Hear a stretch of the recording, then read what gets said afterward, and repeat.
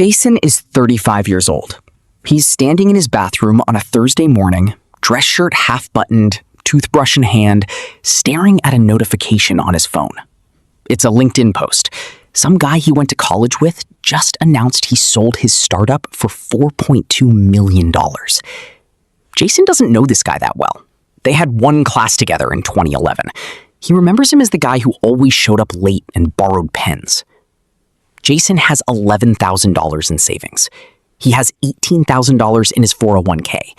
He has $6,400 on a credit card he's been about to pay off since 2022. He puts the phone face down on the counter, finishes brushing his teeth, and spends the entire commute wondering if he's behind.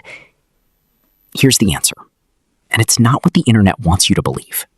If you've ever Googled, how much should I have saved by 35, you've probably seen some version of this advice. You should have 2x your annual salary saved by age 35. If you make $60,000 a year, that's $120,000. If you make $80,000, that's $160,000.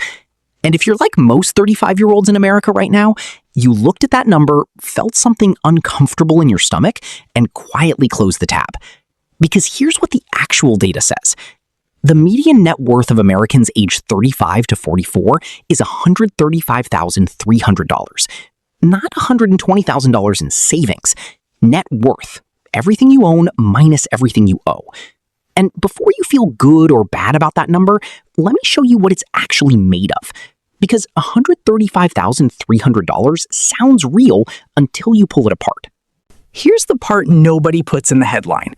Of that $135,300 median net worth for a 35-year-old, roughly 60 to 65% of it is locked inside their house.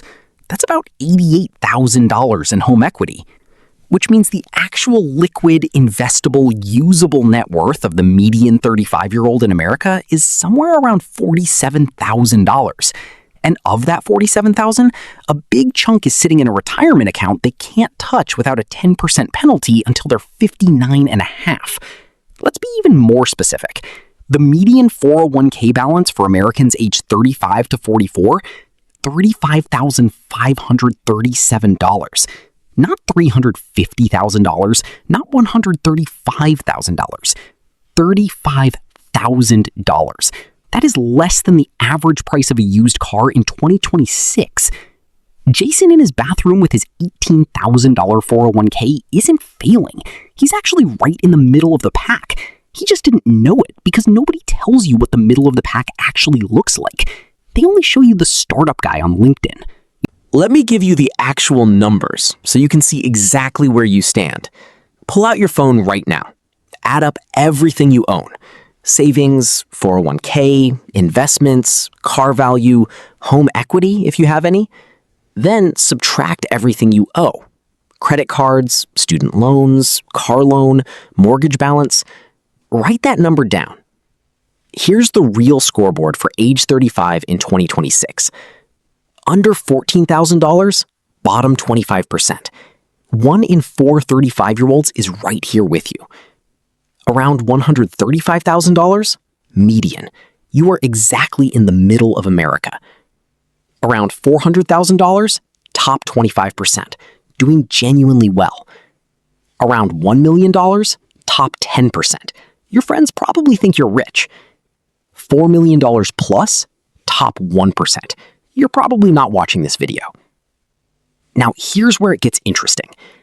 Most people who hear $135,000 feel behind because they're comparing themselves to the wrong people. They're comparing themselves to the LinkedIn startup guy, the cousin who bought a house at 28, the coworker who seems to go on vacation every other month.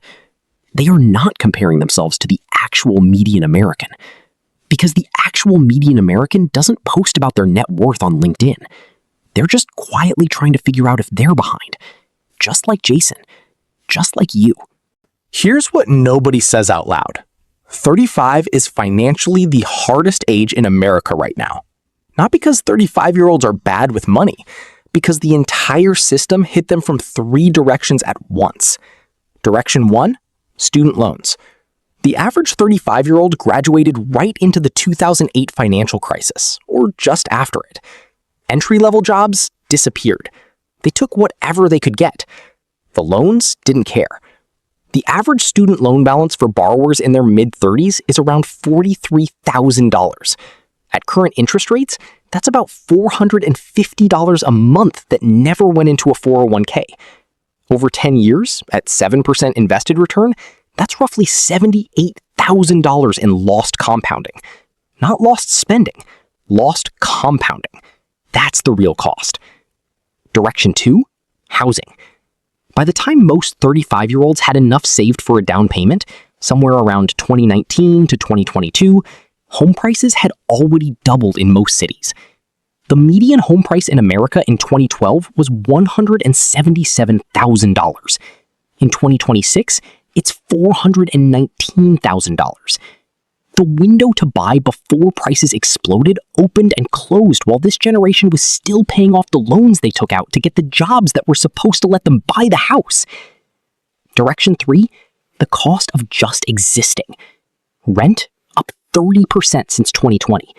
Groceries up 25%. Car insurance up 19% in a single year.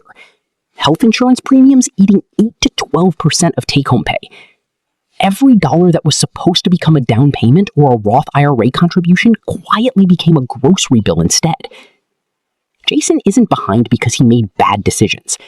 Jason is behind because the math got harder right when it was supposed to get easier. And he's been blaming himself for a rigged equation. Here's the psychological trap that's quietly destroying 35-year-olds more than any financial mistake. They're comparing their balance sheet to someone else's highlight reel. The guy on LinkedIn who sold his startup, he didn't post about the 3 failed businesses before it, or the $200,000 his parents put in, or the fact that after taxes and investors, his personal take was closer to $800,000 than $4.2 million. The cousin who bought a house at 28, her parents gave her the down payment. She told exactly one person and swore them to secrecy. The coworker on vacation every month, he's got $2,400 in savings and a credit card that's going to take 9 years to pay off at minimum payments. Wealth in America is a performance. Most people are playing a character. The ones quietly building real wealth, they don't post about it. They drive used cars. They live in houses smaller than they could technically afford. They max out retirement accounts nobody can see on Instagram. The average millionaire in America looks like a middle school teacher who's been making the same boring index fund investment since 1987. They don't look like the LinkedIn guy. Here's the good news, and I mean genuinely good news. 35 is not too late, not even close. At 35, you still have 30 years of compounding ahead of you. Let me show you what that actually means in real numbers. If you have $35,000 saved right now, and you contribute just $500 a month at a 7% average return, in 10 years, $151,000. In 20 years, $395,000. In 30 years, $877,000. From $35,000 and $500 a month. That's it. No startup, no inheritance, no Bitcoin lottery ticket. If you can push that to $1,000 a month, in 30 years, $1.4 million. The boring math works. It just requires you to actually start. Here's the 5 things the median 35-year-old should do right now. Not someday, now. 1.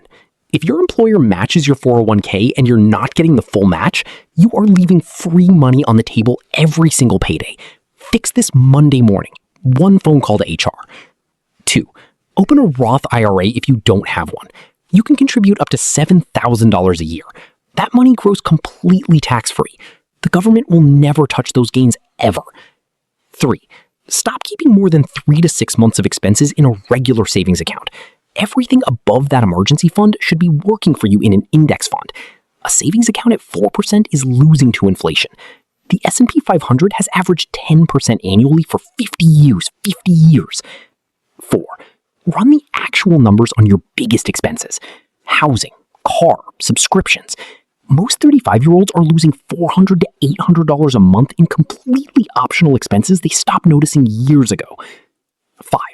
Stop waiting for the perfect moment. The best time to start was at 25. The second best time is today. every month you wait costs you compounding you will never get back. Jason finishes his commute. He's still thinking about the LinkedIn post, but he's thinking about it differently now.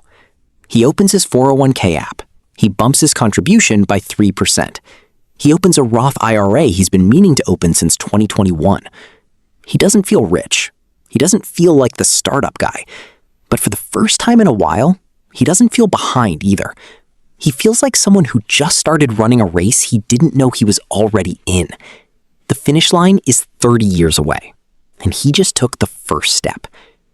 If this video showed you where you actually stand, hit the like button and drop your age and net worth range in the comments.